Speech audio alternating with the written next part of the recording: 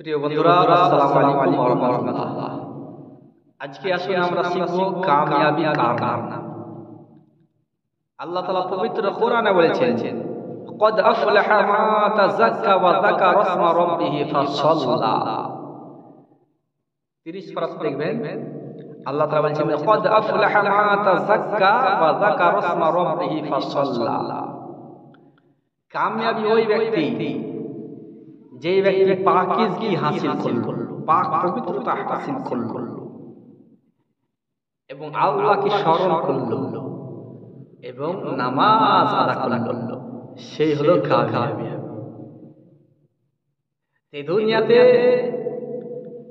আমরা এটা ভাবি যে দুনিয়াতে যে বেশি ধন দৌলত অর্জন করবে, বড় বড় বিল্ডিং করবে, বড় বড় গাড়ি নিয়ে ঘুরবে, ওরাই কামিয়াবি। তারা কামিয়াবি নয়। কারা কামিয়াবি? ক্বাদ আফলাহা মা তাযাক্কা ওয়া যাকারা ইসমা রাব্বিহি ফাসাল্লা। ওই ব্যক্তি কামিয়াবি যে ব্যক্তি পাকিজগি হাসিল করলো, পাক পবিত্রতা হাসিল করলো, আল্লাহকে স্মরণ করলো এবং নামাজ আদা করলো, সেই হলো কামিয়াবি। জোরে সুবহানাল্লাহ। তার জন্য বাবা কামিয়াবি যদি হাসিল করতে চান, অবশ্যই পাক পবিত্রতা হাসিল করবেন, পাক পবিত্র থাকবেন, আর কোরআন তেলাওয়াত করবেন, নামাজ আদা করবেন। যখন আপনি কোরআন তেলাওয়াত করবেন, যখন আপনি নামাজ আদা করবেন, তখন আপনি পাকিজগি হাসিল করবেন। ঠিক কি না? তার জন্য ভাইরা অবশ্যই নামাজ আদা করবেন।